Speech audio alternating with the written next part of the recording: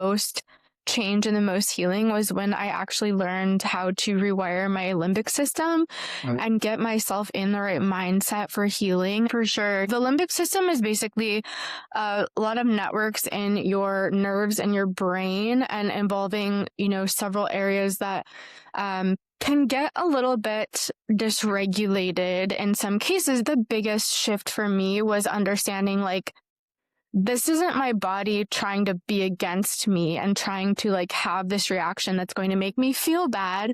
They all have good intentions. They're trying to protect me. I felt like such a mystery when I was sick. And I felt like everyone was just like, this girl's very complicated. How do we pass her on to the next person as soon as possible? And that's not a very safe and grounding place to heal from. So I think, if there are practitioners watching, even going to your patients and saying, hey, I don't know what's wrong with you, but I am going to sit with you and figure this out. And we'll do this together. That would have felt so, so good to me when I was healing. I want to say this to practitioners, especially conventional health practitioners, that when you took an oath to, especially the Hippocratic oath, to care for patients, when it says first do no harm, a part of first doing no harm is also not dismissing your client, first, not dismissing your patient. So, I'm definitely sorry that you went through that, during the time that you were trying to find a solution to your healing. If something standing between you and your happiness, it was for me. I had to face my depression and the constant negative self-talk. Therapy helped me realize I deserve to be happy. That's why this podcast is called I Choose Health, because I made the choice to heal and I want to share that with you. As a gift to you, we've partnered with BetterHelp as our sponsor to help you start your own healing journey. We all face moments when life feels overwhelming, whether it's stress, anxiety, or just feeling stuck. Talking to someone can make a real difference. And that's where our sponsor, BetterHelp, comes in. BetterHelp offers professional online therapy that's convenient, affordable, and entirely on your schedule. You can connect with a licensed therapist by video, phone, or even chat, whatever works best for you. Let our sponsor, BetterHelp, support you on your journey to better mental health. You can get 10% off your first month by going to betterhelp.com/iChooseHealth. That's betterhelp.com/iChooseHealth for 10% off your first month. Take the first step toward feeling better today. As a teenager, I decided to live better, so I gave up the meat, eggs, and cheddar. At 20 and 30, I wanted more, so I strengthened my mind and my core, living a life that is healthier and wealthier because I choose health.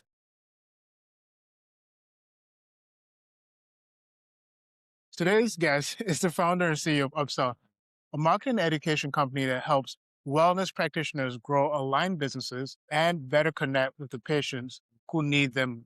Her work is deeply informed by her own 10-year healing journey after battling Lyme disease, toxicity, and POTS, an experience that at times left her completely bedbound. Through that journey, she discovered how healing the brain, nervous system, and environment can radically shift recovery. Today, she helps practitioners communicate their work more clearly while building systems that bridge the gap between patients seeking answers and practitioners offering root cause care. Welcome to the show, Allie Chandler. Thank you for having me. I'm excited to talk with you. Yes, definitely same here. Now, Allie, I want to start with your personal healing story.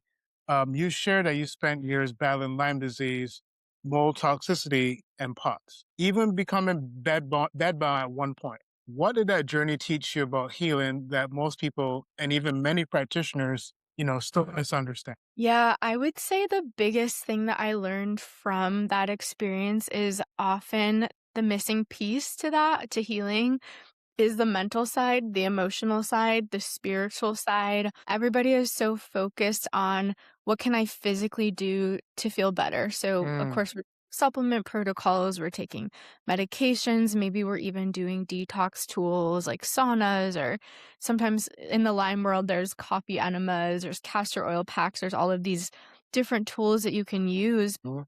For me, when I saw the most change and the most healing was when I actually learned how to rewire my limbic system and get myself in the right mindset for healing. I think if you're sick for a while, it's easy to get stuck in the victim loop of, poor me, this is awful. And it is, it's awful to be that sick, but you can't linger there if you want to fully heal and get better because it really convinces your nervous system that you're going to stay stuck in that, chronic condition. So a lot of what I learned is one, how to regulate my own nervous system. I was so dysregulated when I was sick. I was reacting to like smells and noises and everything was like too much for me to handle. And foods, I couldn't really do anything successfully. But also, yeah, just getting in the right mindset of healing. And I think a lot of practitioners don't teach that, and a lot of patients don't necessarily know that they have to do that. They're just expecting that a protocol is going to get them better. And I really think it's a lot more multidimensional than that. In your response, you spoke about your nervous system, but then you also mentioned the term limbic system. Can you unwrap what that is for our listeners and then also, go deeper into the process of understanding what that is and how you utilize that to initiate healing? For sure. Yeah. So the limbic system is basically a lot of networks in your nerves and your brain and involving, several areas that can get a little bit dysregulated in some cases because the brain is actually very neuroplastic, meaning that things can influence these neural pathways in your brain and it can actually change everything from like how you control your emotions to all of these like natural things that we think about. So I like to say that the limbic system is sort of like our emotional nervous system. It regulates our emotions, but also our memory and our behavior. So a lot of influence over how we show up into the world every day. So for me, because, I had had some really severe trauma with this illness and being bedbound and all the things that went along with that, it actually changed my personality. It changed how I show up in the world. I became such an anxious person that at the time I was newly married and my ex-husband, now ex-husband, is a PGA golf pro. And I was so anxious when he would go to work that I would drive to the parking lot and I would work from my laptop on the Wi-Fi because I could not ground myself. I could not self-regulate. I was so driven by fear and was stuck in this like fight or flight mode and I couldn't get out of it and I didn't know how to get out of it, right? I was just reacting to like the feelings inside my body, which felt very chaotic. And so the limbic system can actually be deeply influenced by us doing certain things. So, for example, there are programs like the dynamic neural retraining system that can help you rewire your neural pathways to let your body know that it's safe and then it doesn't have to react in this fight or flight way. So, some of the things that work really well, and it's a whole rabbit hole you can go down if you're interested, but um, I think a lot of visualizations, a lot of like telling your body, hey, I understand that you're reacting this way with this anxiety for a reason, right? Like we're really sick, you're dealing with a lot. It's kind of like letting your body know, hey, I've got this. I don't need this huge anxious reaction. We're working on it. We're working to be calm and letting kind of your nervous system feel seen, but also letting it know like, hey, it's okay to relax. You don't have to be on this hypervigilant high alert at all times. And so once I got into learning about how the brain works, how the nervous system works, sympathetic and parasympathetic dominance, fight or flight, all of these things, then I really dug into it. And one thing I always tell people if you're interested in this topic is there's a TED Talk by Jill Bolte Taylor. I think it's called My Stroke of Genius. And it's amazing. She's a neuroscientist. She has a stroke, but she's very aware she's having a stroke. And it's her whole like, what did I learn through that process and how did I reteach my body to work after having a stroke? And sometimes I feel like that's similar to people with chronic illness. It's like you almost have to retrain your body that the world is safe after you've been through all of this trauma. So that's kind of an overview of the limbic system. There's a lot more obviously to it, but it's really just like our innate way that we process and regulate emotions and memory and learning and stimulation and kind of how we show up to the world. Yeah, it's interesting, and I'm familiar with Dr. Jill Bolte Taylor, and I've seen not that specific TED Talk, but I have seen her interview on, I think it was a Diary of a CEO podcast, and Okay. it was just really interesting. She's just like really dynamic individual, and just her Right. way of seeing the world now versus how she talked about how she saw it before is Mhm. just really interesting. And as you're speaking about the limbic system, and if I'm hearing it correctly, and if I remember correctly, the limbic system regulates our responses, especially like our fear response. And I wonder to what extent um, that is, as you were speaking about the mind-body connection, how we respond to situations that we deem as scary situations Mhm. or scary moments, how much of that is really controlled by the mind and what we believe about what's going on around us. Yeah. I think a lot of it is there. So I'm actually recording a course right now on the nervous system, and a lot of the research I've been doing, there's a lot of things that it shows, but one of the most interesting things is, yes, emotions, behaviors, memories. So like we're saying, if you've had something really scary happen, your body can get stuck in this pathway of every time I go to the store, I'm going to have the same experience where I fainted once, right? I used to struggle with that. I would pass out quite often in public, but then it was like my body took that and was like, every time I go into this one place, this will happen. And I'm going to react in a way that's going to warn you, because we don't want to do that again. We don't want to faint in a grocery store. So then your body kind of gets stuck in this pathway where that stimuli will always trigger that fear response. So, and I think that's normal. And the thing that I find to be the most helpful actually doesn't seem like it would be related, but I started looking into internal family systems. And so it's a fascinating additional rabbit hole you can go down where you have yourself, which is like your core essence, and then you have, I think of the limbic system as these other parts, and that's how it's described in internal family systems. And each of them have a role in your body. So there's the firefighters are the ones that are like reacting to the situation. So when you're in the store, they're spraying the water everywhere. They're throwing blankets on the fire. They don't care what the result is. They just want to put it out. They want to keep you safe. So they're very spontaneous. And then you have these parts that are like the managers who are trying to prevent the pain or like that situation from happening. So that's the part of your brain that's like, don't go in the store. This is scary. Like, we need to prevent this. So you have kind of all these parts working inside of you to help you from going into that scary situation again. And I think the biggest shift for me was understanding like, this isn't my body trying to be against me and trying to like have this reaction that's going to make me feel bad.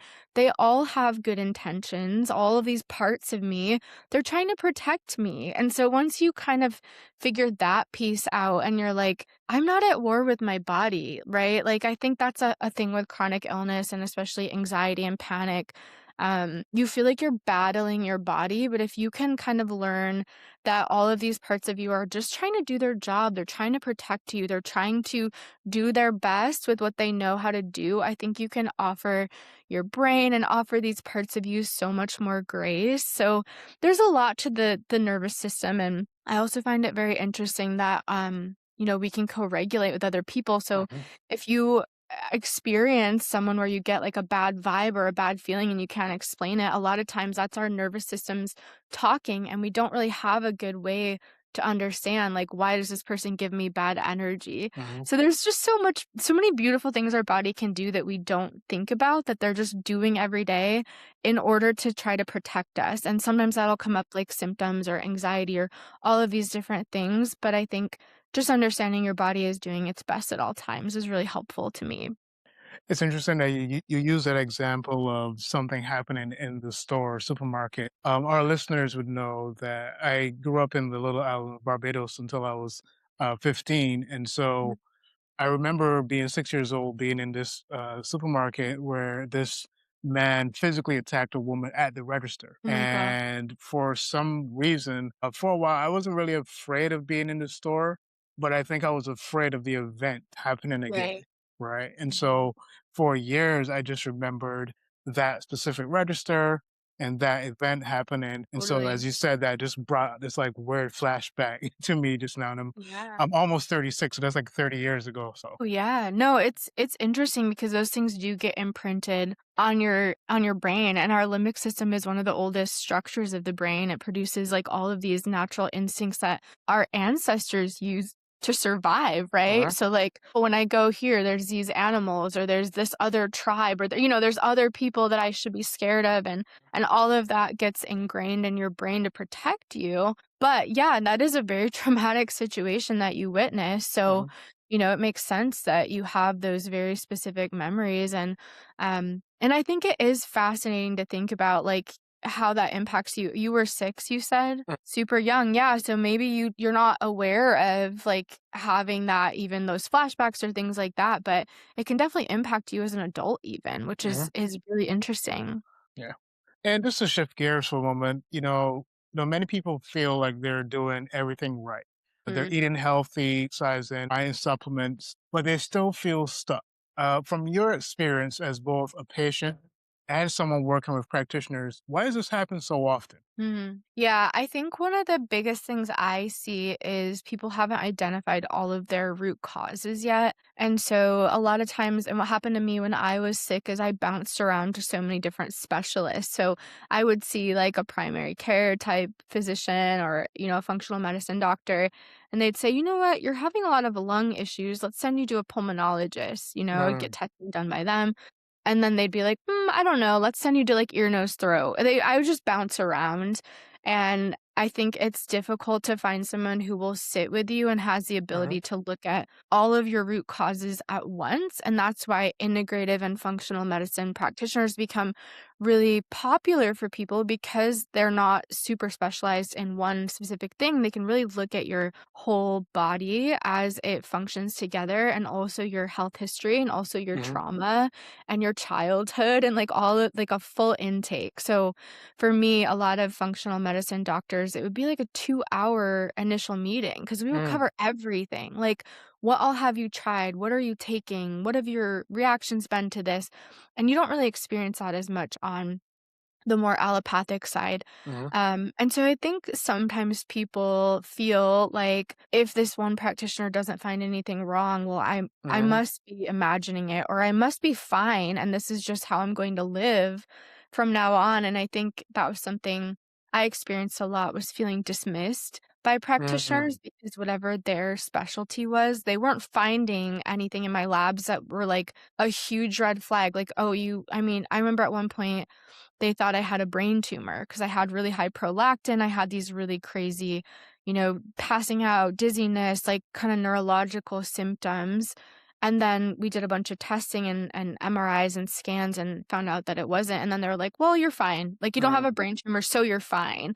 But I feel like there's so much life between like the worst case scenario and your best health that we kind of get lost in this middle ground of, maybe we're not chronically ill where we're bedbound like I mhm, was for a couple years, but you still deserve to have this beautiful, vibrant life. And so I think it's finding the people that can help you optimize and they can sit with you and help you find those root causes and then really dig into what protocols can help because what works for me for Lyme and mold and all the things I had may not work for someone else. Like we're all such bio individuals and there's so many things that factor in, right? Like diets and genetics and all of these other, compliance and all of these other things. So I think looking for someone that can explain the full picture and will take the time to sit with you. Like I felt like such a mystery when I was sick. And I felt like everyone was just like, this girl's very complicated. How do we pass her on to the next person as soon as mm, possible? And that's how I felt. And that's not a very like safe and grounding place to heal from. So I think, if there are practitioners watching, even going to your patients and saying, hey, I don't know what's wrong with you, but I am going to sit with you and figure this out. And we'll do this together. Like that would have felt so, so good to me when I was healing. So I think, yes, finding root causes, also, like I had already mentioned, focusing on the mindset piece, the nervous system piece. It's a lot more than just protocols. And I think sometimes people are willing to change their diet, but then it ends there, right? So there's so many other things that you can do to focus on and things that you can learn, things you can bring to the table. Hey, what about this? Or what if I tried this? Like that's totally fine too, doing your own research. So yeah, I think that's kind of the things I would say is look for someone who's willing to do the work with you. I want to say something, and I'm going to look directly in the camera and say this. And I want to say this to practitioners, especially conventional health practitioners, that when you took an oath to, especially the Hippocratic oath, to care for patients, when it says first do no harm, part of first doing no harm is also not dismissing your client, Mhm. first, not dismissing your patient. So, I'm definitely sorry that you went through that, during the time that you were trying to find a solution to your healing. And as you're talking about it, it reminded me of, do you remember the show Golden Girls? Mhm. And so there was an amazing episode where I think Dorothy contracted this very rare disease. And maybe it was a rare disease at a time that they were trying to bring attention to, called chronic fatigue syndrome. There were many doctors she was going to, trying to get second opinions or, try to understand what was going on.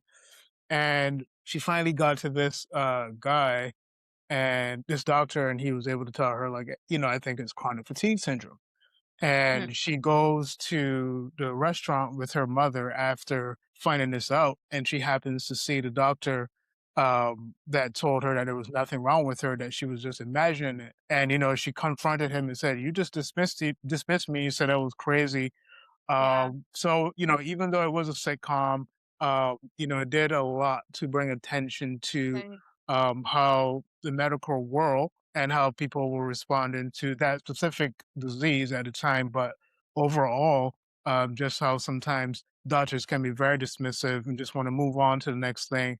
Yeah. And so obviously, we have to be thankful for, that some people have had, doctors who've been patient enough and honest enough to say, I don't know what's happening, but Yep. this is something we have to figure out together. Yeah. Yeah, it took me maybe 4 years after getting sick originally for someone to test me for Lyme, Mm, and wow. that's crazy to me because I was traveling overseas at the time. I was backpacking through Europe. I was camping in tents. I was, getting all of these bites on me, and I came back, with 100 symptoms I had never had before, and not one person was like, Mm, you've been traveling all over the world and outdoors and like maybe we should test for that. So, yeah, part of me when I got the test results back, I did two different tests for Lyme. I did a DNA connections and then Vibrant Wellness has like a blood mhm, tick-borne panel and they both came back almost exactly the same. Like it was Lyme, it was Babesia, it was Bartonella, it was Ehrlichia, it was all of these co-infections. So when my doctor at the time was like, yeah, we know what's wrong with you, and no wonder you feel so awful because you mm, have not only Lyme, but all these other co-infections. And wow. he was like, I can't believe no one thought in all this time to test you for this. Like, I mean, it took what, like a week to get the test results back, but I spent 4 years of my life trying to figure out what was going on and having people say, like, hey, when I go to the ER and my heart rate is 220 beats a minute, you're just anxious. I'm like, no, Mhm, it's not just that. And so, yeah, I do think, of course, there's a time and a place for conventional and allopathic. It's very, very necessary in a lot of cases, but a lot of people are finding there's more of that like support in someone who is more functional and can like sit down and have those conversations. And I get like conventional, you do have a lot of patients you have to get through. Like I mhm, understand. But I mean, I feel like I almost lost 4 years of my life because someone didn't say like, hey, let's do our due diligence and let's just run some testing. I mean, let's think about people who are traveling all over the world. Like, what could they have gotten that maybe isn't as common here or, isn't really tested for here. So yeah, I agree. And I'm hoping that what I'm doing now can help people not spend those mhm. many years of life trying to figure out what's going on with them. That's really like my hope in the work that I'm doing now. I think your experience, along with many others, just shows one of the issues with conventional medicine and science right now. And I think that is Right. that I think it's become so orthodox in its thinking, right? Yeah. Where it's like this is the only way that this can work based on this. Right. And, I think I had a couple weeks ago, I had on Antonella DiCillo, where she was Mhm. talking about homeopathy. And, you go back to, I think it was John D. Rockefeller who established, the conventional framework for pretty much Western medicine, really and truly, but obviously more so in America.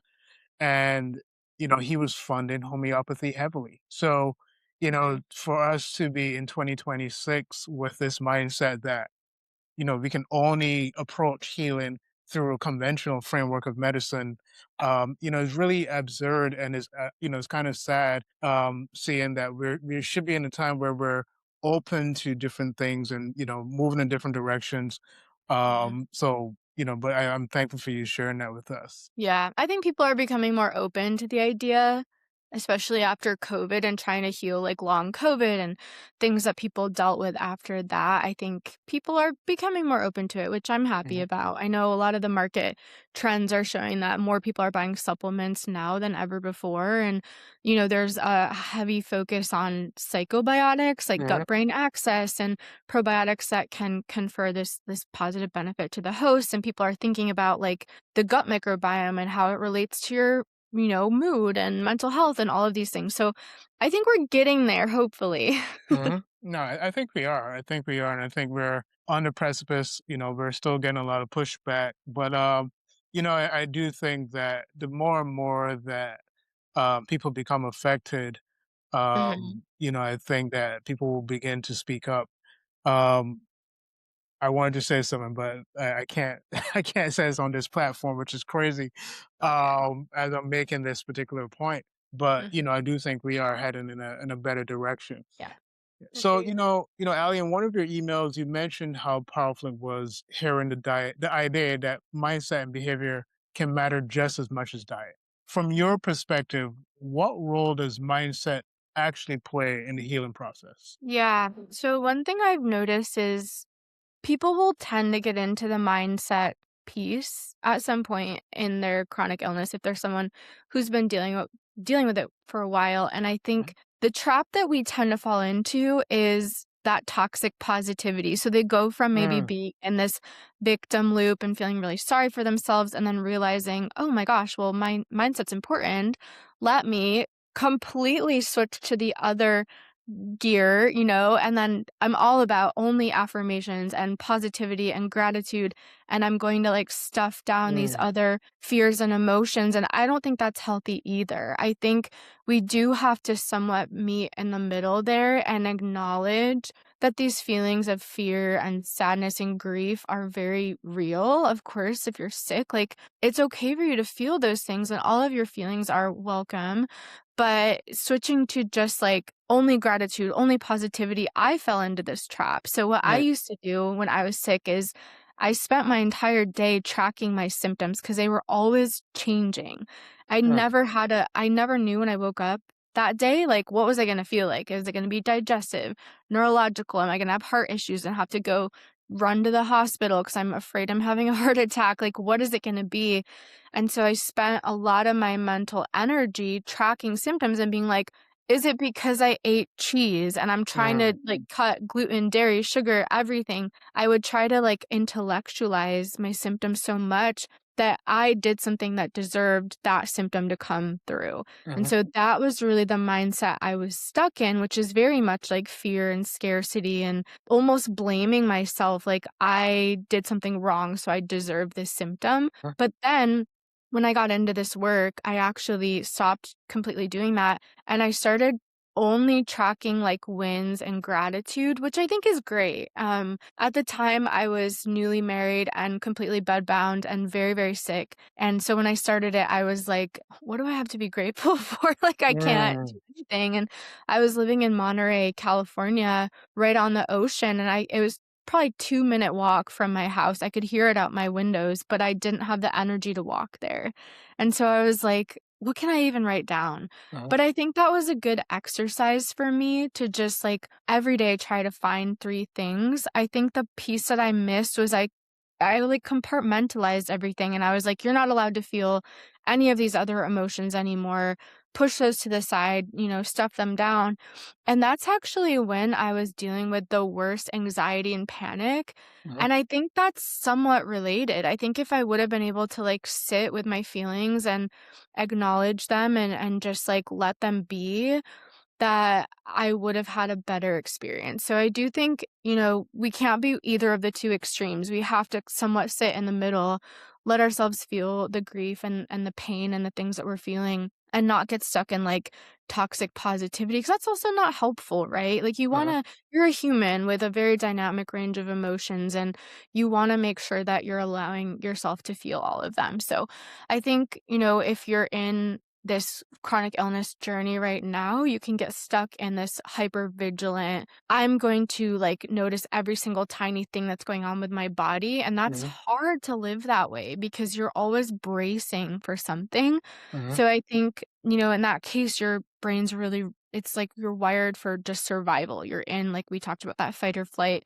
You're not really in a healing state at that time. So I would always encourage people, yes, the gratitude is great. Affirmations are great. What I would do is look up ways that you can support your nervous system. There's so many things you can do that are free. Like, right, look at like vagal tone. You can splash cold water on your face. You can hum, you can gargle, you can do meditations.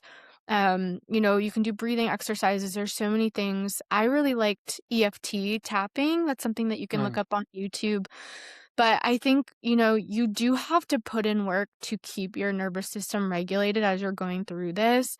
And it actually requires you to rebuild this trust and safety within your body and rebuild these signals that have just kind of gotten like out of whack because obviously there's a lot of trauma that's going on when you are chronically ill. So I think when you can shift into that parasympathetic state, you can receive healing a lot Uh-huh. better, right? Like it's like if you're in fight or flight and you're taking all the right supplements and you're doing all the things correctly, you aren't in a space in your body to receive the healing. So I think that's a big part of mindset is knowing like it's actually going to help you hopefully heal faster if you can do that work alongside all of the physical protocols and the detox tools. I was texting my co-host this morning, and we were talking about the upcoming interview we have tomorrow. And we were just talking about how excited we were about the interview. And he was saying, to kind of like embrace everything and to remember that like anxiety and excitement are kind of cousins, right? And I was Mhm. just like, it's, Yeah. just found it to be an interesting way to break that down. And, I remember there's this book I started reading, I haven't finished it fully, but it was by C.S. Lewis, which is called Grief Observed. And I think it was right Mm. after his wife had passed. And Mhm. so, most people would want to, try to find positive things, try to like keep themselves out of that negative loop of thinking, especially since a Yeah. loved one has passed. But he took the time to observe what was happening inside of him Mhm. as he was grieving his wife. And so, I just find it interesting how we do need to find that balance of what's going on inside of us when we're happy and what's going on inside of us when we're not. And so I just find that this to be such a really interesting balance to create. Yeah, there's something called the emotional guidance scale that when you said anxiousness and excitement are sort of like related. This is a really interesting chart that anyone can look up, but something that I talk about too in this nervous system course that I'm building is being aware of emotions and that emotions have certain frequencies and vibrations. So at the very bottom are the emotions of like fear, grief, depression, despair, powerlessness. That's the Right. lowest emotion. So think about when you're chronically ill, you feel like no matter what you do, you're not getting better. You feel helpless. You feel like you don't have agency over your own life, which makes sense, right? Because your body's doing something that you're not able to control.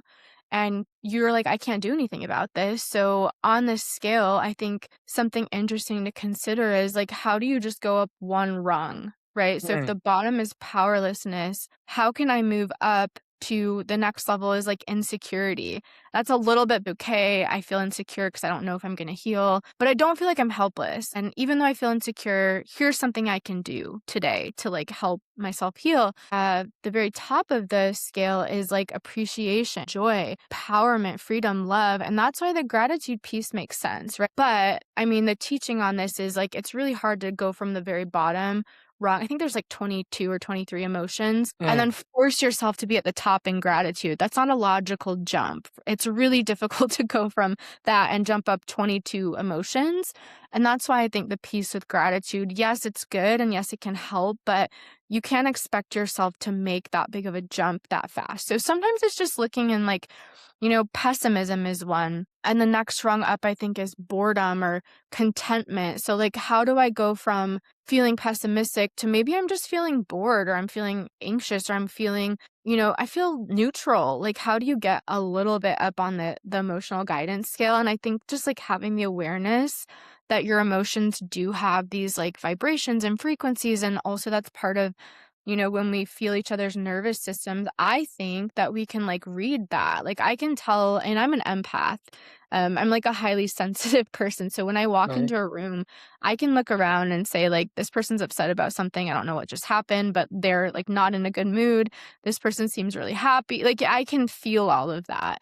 And so I think like considering that our emotions can be outwardly projected and we can attract things that are sort of on that same vibration, it makes it even more important as you're thinking about mindset to also think about your emotions and how you can kind of like at some points you can control them. At some points you can think like, how do I just go one level higher? So I've always loved looking at that scale and just considering the fact that emotions can have frequency and vibration. Yeah. And, I know that many people, get with chronic illness, get trapped in an endless cycle of, trying new protocols and supplements. What are some signs that someone might be focusing on the wrong pieces of the puzzle? And while you think about that, there is a question I do have concerning like feeling. So I want to come back to that at some point. Yeah. Okay.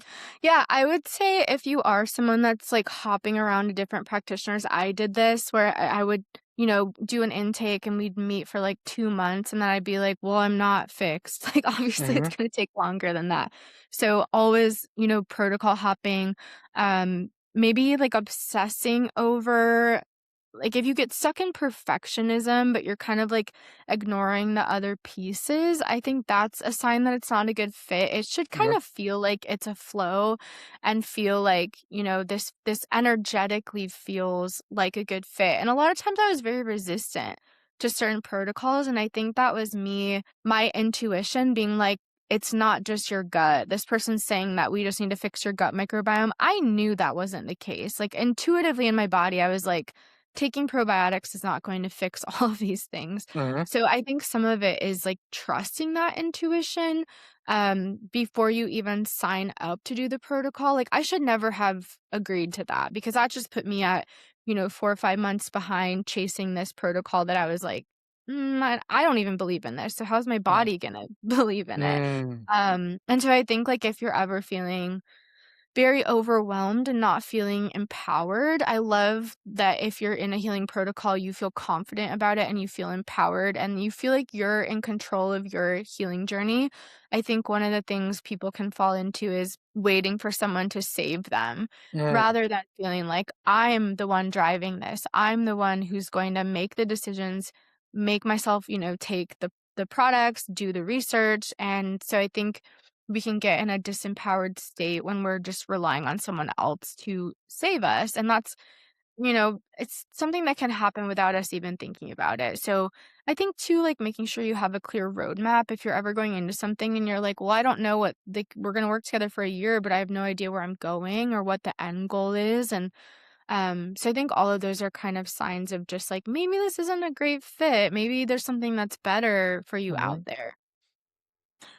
So the other thing was when you were talking about the emotions and you said there were about 22 or 23 different emotions, I got to thinking about as men, right?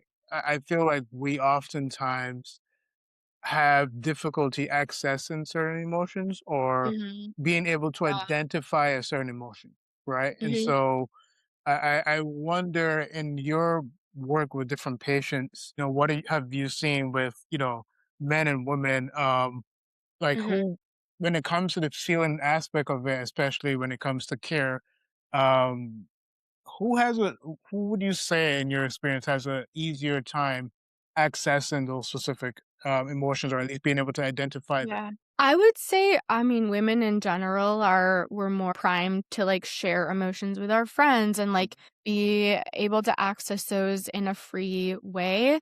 I think you're right. I think society does kind of like not allow men to feel things. Men feel like they have to be the provider and protector and they're not allowed to feel sad or hurt. It's really just like, hey, like get it done at whatever the cost is. You can't really sit with your feelings necessarily. So there's something that actually my ex-boyfriend shared with me that Mhm. he learned in therapy that he found really helpful. And it's, I think it's just called a feelings wheel. Mm, And what it was that there's these really basic feelings, like if you're feeling angry and you don't really know why, or you're feeling embarrassed or whatever the case may be, there's multiple different layers. So under angry, you can look at this feelings wheel and it's, are you jealous? Are you angry mm, because you're jealous? Are you angry because you're annoyed? Are you angry because you're overwhelmed? Like there's kind of like it helps guide you. Like maybe you feel that basic feeling, but then it's like, let's think about it a little bit more. Are you happy because you're excited? You're grateful, you're feeling loved, it's kind of like it's funneling you into what is the root of that emotion. Because I think men and women, I think we both, we can name what we feel, but sometimes we don't know why we're feeling it. And it's the same as functional medicine. You're getting to the root cause of your feelings. mhm, But he had shared, like, whenever he went to his therapist would say, "How are you feeling today? Give me a word." And then they would actually look at this wheel and kind of like narrow it down to a very specific emotion. But I do think, there are different struggles for men and women in healing. I do think women get dismissed more often by doctors and just like it's just anxiety, you're just stressed. I mm, think men are actually a little bit more respected as a patient. I've experienced a mm, lot of that where people were very dismissive of me. And I think there is some gender bias there. So I feel mhm, like there are different things that we all struggle with. I do think there should be some kind of movement where men are allowed to and taught how to feel their feelings. I feel like mhm, they're not taught that it's okay and they're not taught how to do it. And I think women are just more communal and that's naturally how we communicate with like our female friends. We're very like open with our emotions. We feel like that's allowed and so I don't know the solution to it, but I do know that like that definitely is the case that probably men are feeling like they're not allowed to feel, which can probably be difficult for them as they're healing from chronic conditions. mm. And after going through your own health journey and working with many practitioners, what are some patterns you've noticed in people who finally start turning the corner in their healing? Yeah, I would say, they feel like it's something sustainable that they can maintain every day. I remember the point I got to where I was like, exhausted by all of the things I had to do. I had this like two-page checklist every day where it was like, get outside and ground and do your earthing mat and have your green smoothie. And it very much, I lived in this like, I need to be perfect and have this checklist. And if I don't do everything that's like 50 things on this checklist, then I'm not going to feel well. And that's a really hard place to be. So Mm, I think when people start turning the corner in their healing, they've actually developed more capacity in their nervous system to not have to be so perfect in order to feel good. And that's when I think like, okay, I can have a gluten-free pizza and I'm not going to pay for it for 2 days and feel sick because, at the time my body, like any small stressor would just put me over the edge. So I literally had to be perfect in my eating and my mhm, sleep and I would feel it if I didn't. So I think that's a good sign is when you can actually be a little bit more relaxed and like if I mm, miss my supplements for a few days, I don't crash, and I used to crash. So that's probably, like, the biggest sign for me is, like, you probably feel like you have to be 100% on point at all times in order to have an okay day of how you're feeling, and when you start healing, you'll notice you'll have a lot more freedom. And some of that comes with the nervous system work. And like I said, my favorite thing to say about it is that you're not trying to prevent stressors. You're not trying to prevent like these moments of, yeah, I can have a drink if I drink alcohol and I'm not going to crash, or I can go out to eat with my friends and order something that's not quote unquote healthy. We're not trying to prevent all of those things because, you want to eventually have a life that you enjoy. You're just trying to create more capacity in your body to deal with it. So one of the things I talk about is we all have this like total toxic burden, and I think of it as a bucket. And so all of these, you know, diseases, pathogens, root causes, like toxins in the food, glyphosate in the food that we're eating, chemicals, heavy metals, fill up the bucket, whatever you're dealing with. And some of it, just by being humans in the world, you're exposed to all these things. And so what happens is people that have these chronic illnesses, that's filling up like, say, 70% of your bucket. For me, it was like Lyme. So I had such a small capacity to deal with stuff like fluoride in my water or like heavy metals exposure or things like that. It would overflow my bucket a lot faster. So, and we all have a different, total burden based on what we're dealing with. So I think when people start healing, they'll notice they can relax a little bit more, which is actually great for your nervous system. And I think people who develop like a trust in their body rather than feeling like their body's against them, like that was a huge turning point for me, was when I could speak love into my body. And I felt like I had to almost befriend my body because I felt like it was separate from my soul and my brain and my heart when I was healing. So I was like, I don't want to feel like this. This is like not who I am. And there was such a separation between like my physical body and my brain at the time. So some of it is like reconciling that and kind of coming together as like a whole entity. Like you are more than just your physical body. You are like your spiritual body, your mental, your emotional, like all of these pieces together makes up who you are. So I think that's part of it that you have to go through when you're healing, is like seeing yourself as this one entity and being able to talk lovingly to yourself too. Well, Allie, thank you so much for sharing that. And, we did have a lot more to get to, so maybe we can have you back to discuss the rest of it. Sure. And I think we can focus definitely next time on, how practitioners communicate with their patients and why how they communicate is a big part of the healing process as well. So I definitely look forward to that. Sounds good. Yeah, I'd love to come back. Well, to my audience, again, just to remind you that, choosing health is about choosing power, possibility, and purpose. And I just want to thank Allie Chandler, who again is the CEO and founder of UpSelf Health. And so please definitely look to work with her. I will be putting her links in the description. And Allie, just, share with our listeners, if there's any other works or things that we should be looking out for. And also where we can connect with you via social media. Sure.